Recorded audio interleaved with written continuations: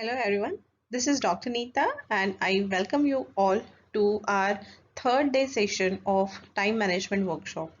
In today's session, we are going to discuss these four things: general tips and techniques about time management, manage yourself, not the time, barriers of time management and common issues, and lastly, relaxation technique.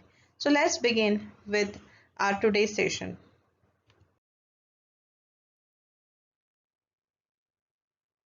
In general tips and techniques, daily planning. So in planning, start with making to-do list in the morning. Prioritize all your tasks and write those all tasks you actually want to complete or finish at the end of day. Then days plan. So once you have done with the to-do list, how much time you will need to complete each task. So accordingly, you can have a complete day planning. Then you can work on interruptions. Then in between you should have checkpoints, and lastly if need you can go for some relaxation techniques. So these are some general tips and techniques.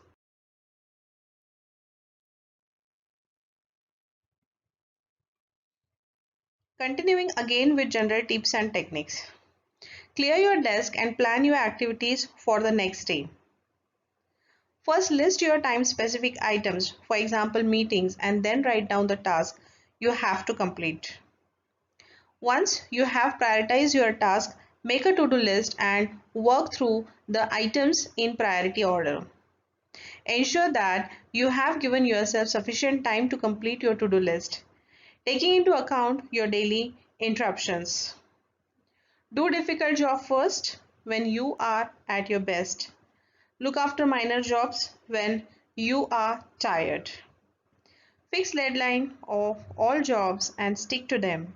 A task should only take the time set aside for it. Do not postpone important matters that are unpleasant. Jobs rarely get more pleasant by being postponed. Do it now. Try to arrange set times for jobs such as going through the mail, talking with your manager or staff, computer input, etc. Try to fix definite time when you would not like to be disturbed and make the system work except for genuine emergencies. So these are few tips wherein we understand that how to manage our time effectively. Whenever at the end of day you actually just clear with the clutter and just prioritize things and give proper sufficient time to all those things which is going to yield you productive result. That checklist you need to actually have in between every hour or after 2 to 3 hours you check with your to-do list and what are the priority list you are having. You can prioritize your task from A to D or 1 to 4, like that. What are most important that should be completed first and what are less important that should give the next priority.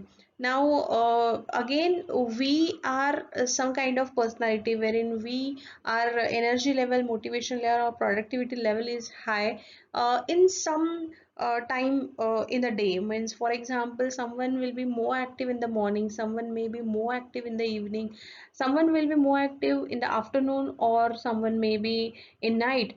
So based on that you just try to identify what is your active time, and based on that active time whatever important tasks are there, actually you should give that important task whenever you feel active and complete those important and priority tasks at that moment of time. And then whatever you feel that that is not my time, at that moment of time whatever less priority tasks are there which is not going to give you efficient result, you schedule it in that moment, and that's how actually you can plan your whole day and you can prepare your to-do list and prioritize your task. Again, continuing with general tips and techniques. Plan your telephone calls. Make a brief note of what you want to say and what you want to find out. It saves time later. If you have several phone calls to make, do them all be a bust? When you start a piece of work, try to finish it without interruptions. If you have to finish it later, you will lose time picking up where you left off. Arrange your breaks at times when you cannot work effectively. Plan some time for discussing routine matter with your colleagues. Then you avoid interrupting each other all the time. Learn to say no. Get used to asking yourself, am I the right person for this job? Monitor how you use your time and make conscious changes to your behavior. Stress and fatigue are rarely caused by things you have done, but by the thought of what you haven't done. Make a habit of finishing the main job of the day before you go home. So prior we have seen planning. Now at the end of day we have to go through checklist. So whether you have clear your desk, how many phone calls you received, which were important, which were not important. So whether you have answered all of them, or otherwise if you are not answered them, you have to call them again. Whether they were unwanted calls, then have you checked your master files, whether they are ready, whether there are some pending files. So all these things needs to be checked before you are closing for the day.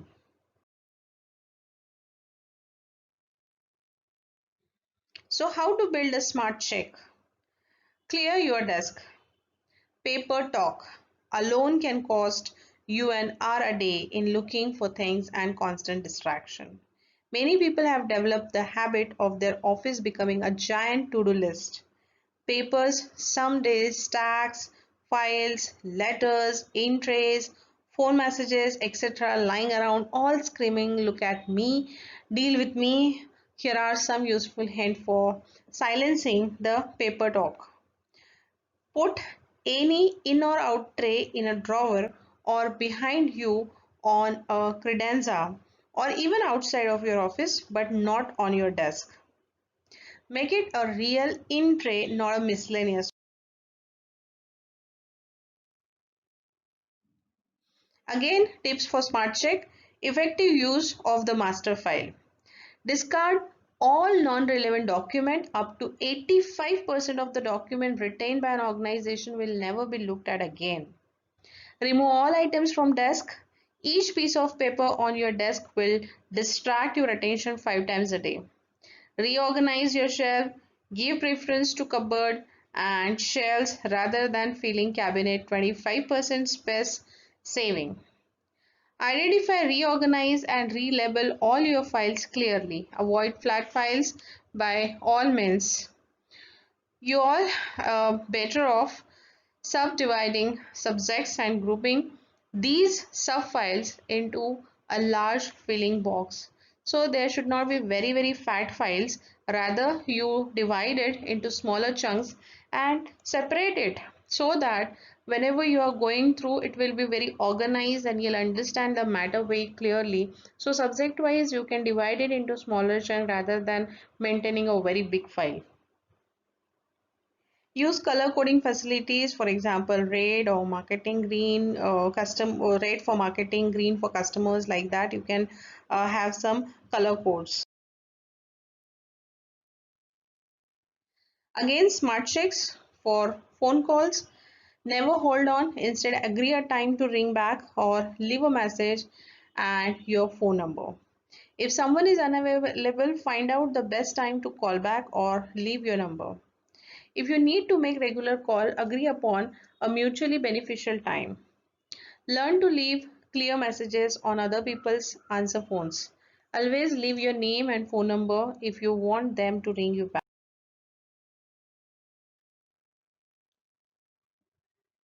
Continuing with Smart Check, incoming call checklist. If possible, train your PA or your member of staff to screen calls and refer them to others. Let the caller know your time constraint. Always keep a pen and pad by the phone. If you get a call asking for information you don't have immediately to hand, don't look for it.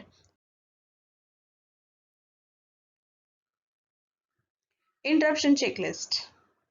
If you have an unexpected visitor, Establish at the start why they have come to see you. Stand when they enter the room so that they also remain standing. If it's necessary for you to deal personally with them, suggest later meeting at whenever possible, suggest a meeting in their office. Set time limit to your discussion. Avoid engaging in small talk. If you have a secretary or PA, agree a clear policy about who can have access to you and who they should deal with. Can't them, then you can actually, sorry, it's go. We will move ahead with next topic, manage yourself. Habit, image, attitude, and outlook. These are the four important things to manage ourselves. Just like whatever habits, maybe bad habits specifically, if you are watching too much TV or you are spending so much time on social media, browsing internet, long phone calls. So these are our specific habits that we need to work whenever we have to manage ourselves, our personal image, whatever kind of person we are. So we might have some kind of image for ourselves, so we need to work on that also, that we should have a good image that I value and respect time, and actually I need to achieve more in my life and I have to become very productive. So whatever personality you have, you need to manage your image, your overall personality, your attitude, whether positive attitude, not positive attitude. So your attitude and your outlook, how you carry yourself. So these are the four things you need to manage about yourself.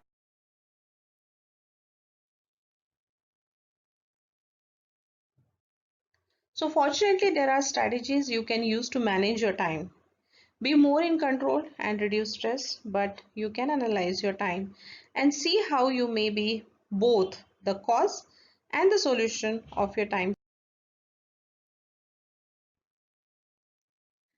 Now we will see common issues of time management, which is today's topic, barriers of managing time.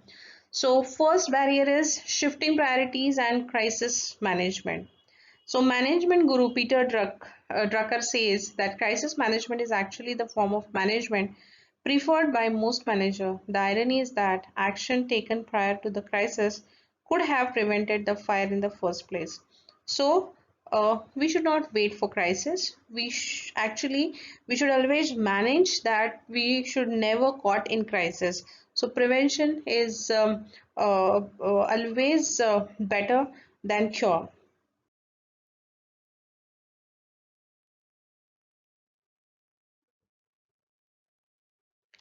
The telephone. Have you ever had one of those days when you thought your true calling was in telemarketing? The telephone, our greatest communication tool, can be our biggest enemy to effectiveness if you don't know how to control its hold over you.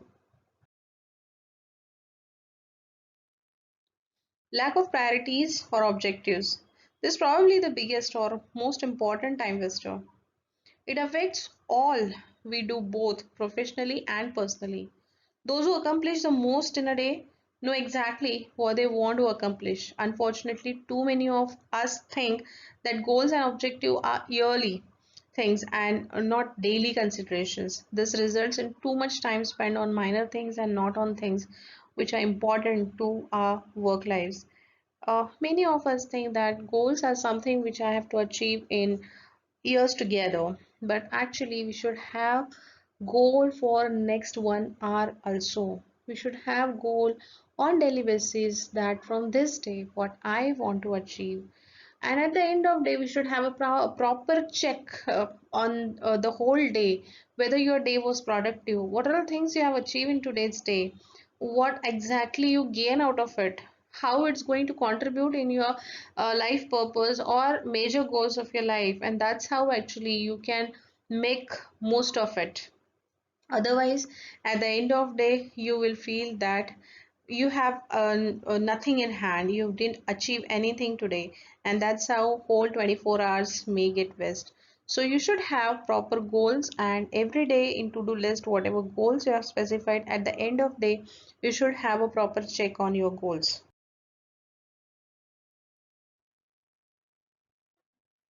The next common issue is attempting too much. Many people today feel that they have to accomplish everything yesterday and don't give themselves enough time to do things properly.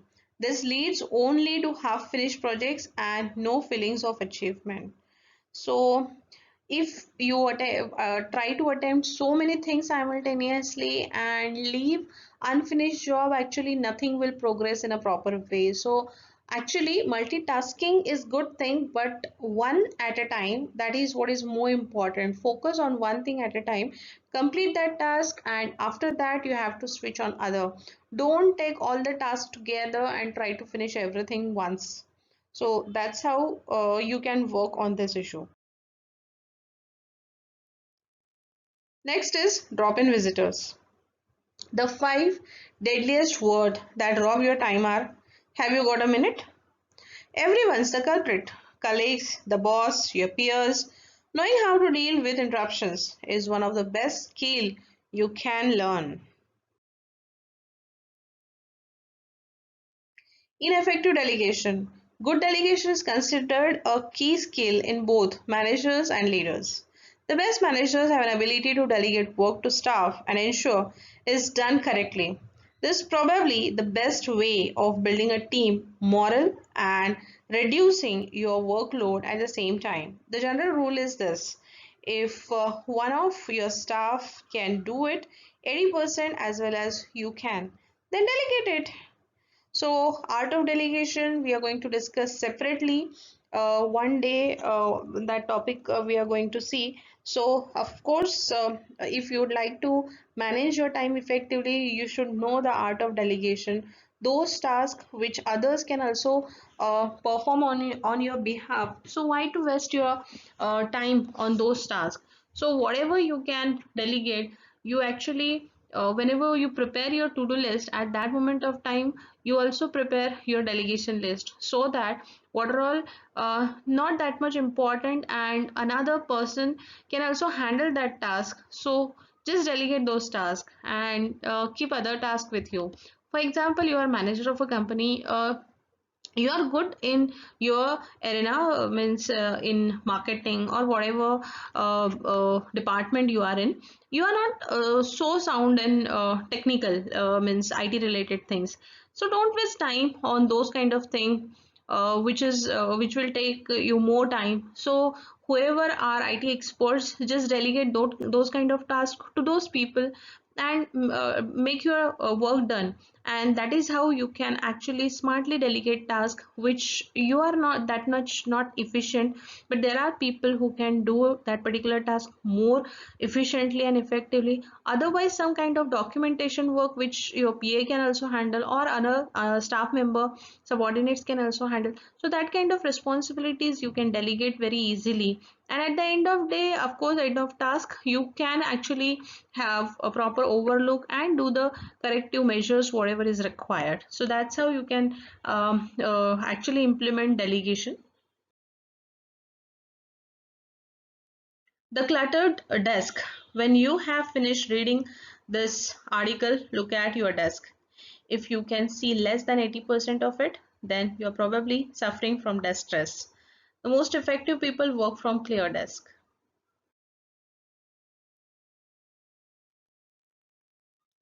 Procrastination, the biggest thief of time, not decision making but decision avoidance.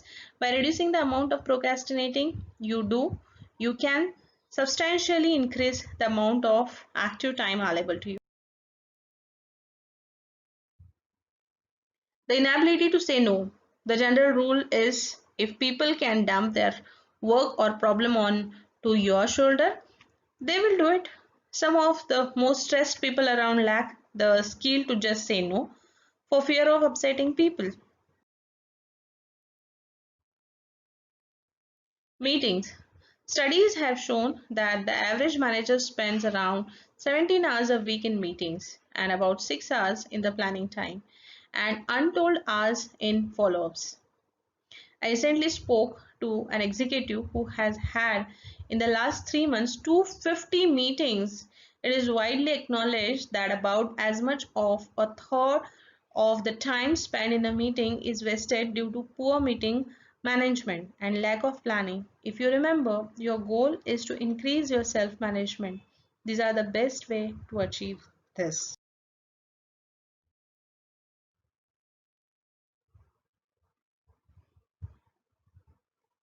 Time management. There are many ways if we can manage our time. I have listed some strategies you can use to manage. So first strategy is define your objective. Do you find you are not doing what you want because your goals have not been set? One of the factors which mark out successful people is their ability to work out what they want to achieve and have written goals, which they can review them constantly. Your long-term goal should impact on your daily activities and be included on your to-do list. Without a goal or objective, people tend to just drift personally and professionally. So first technique or first major thing you can do for manage your time is have clear objective, clear goals. Goal setting, I'll give you some more tips on goal setting.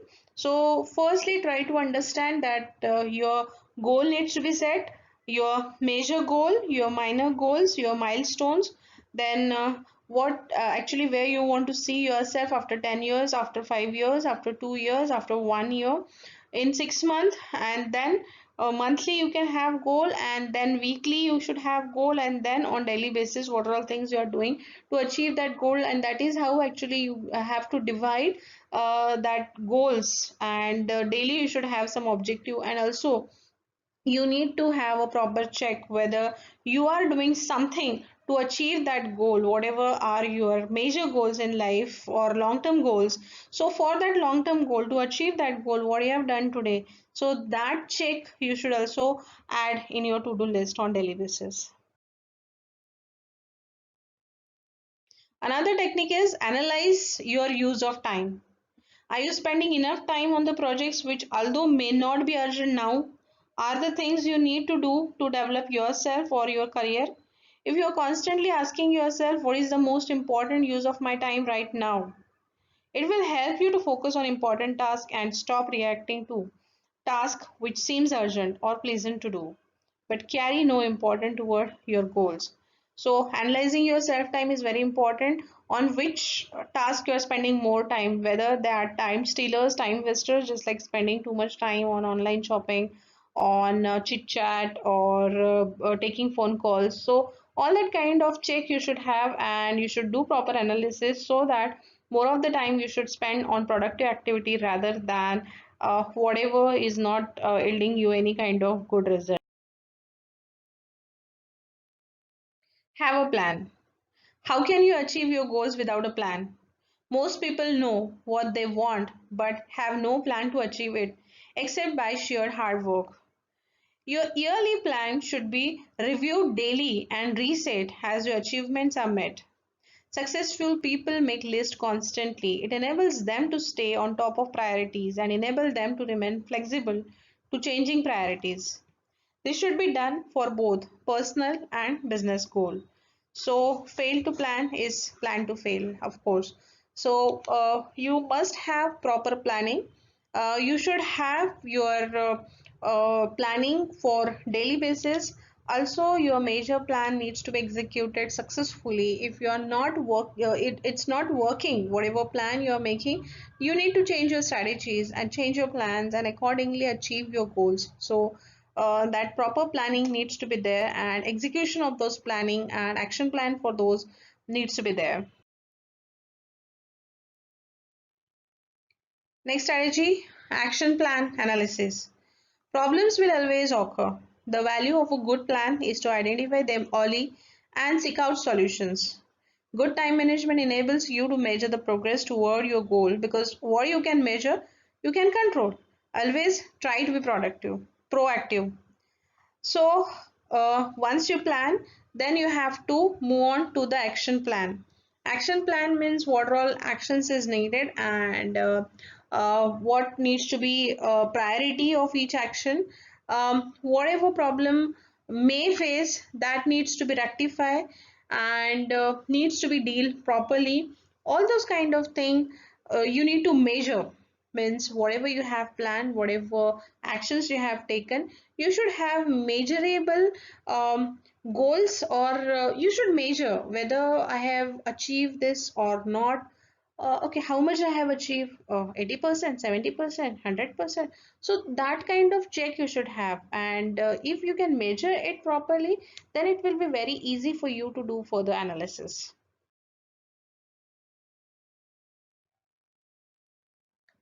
Time management or self management is not a hard subject to understand, but unless you are committed to build time management technique into your daily routine, you will only achieve partial or no results, and then make comments such as I tried time management once and it doesn't work for me.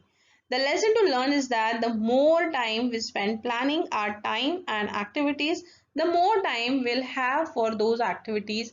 By setting goals and eliminating time wasters and doing this every day, you may find you'll have extra time in week to spend on those people and activities most important to you.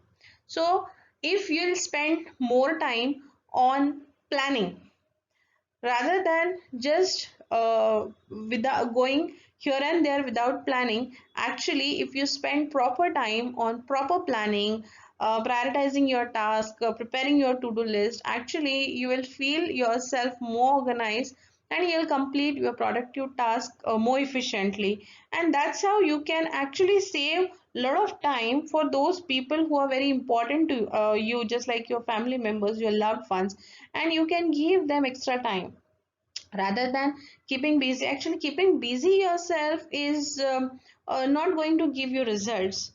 It's about what kind of productive output you are getting, that is more important. So if you can manage doing it in lesser time, how nice it will be. It will not actually make you busy all the time. So just define those tasks properly. If you actually schedule proper time for that analysis purpose, actually you can make it more effective. Now, relaxation is very, very important. What you can do for relaxation. So, it is highly suggested for all those who use computer regularly.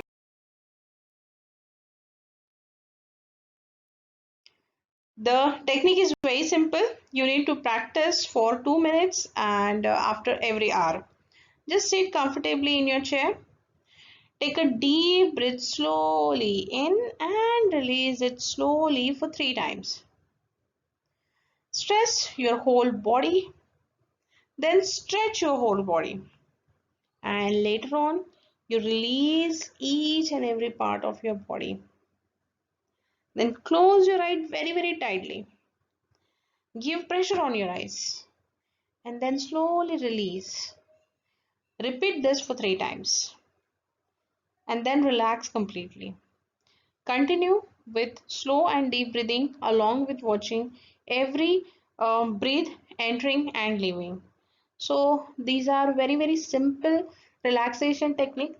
You can use anytime in the middle of your work in your at your workplace itself.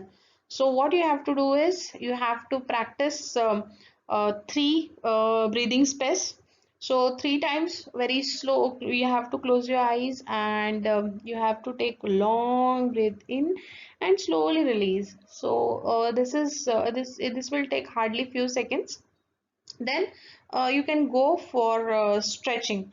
So firstly stretch, create that stress within your body and then release it. It will actually give all your muscle relaxation, whatever tightened muscles are there, wherever stress is there, tension is there, all that tension will get released with this exercise. So try this exercise, it will give very good relaxation. All three exercise you can try any time of the day whenever you feel stress.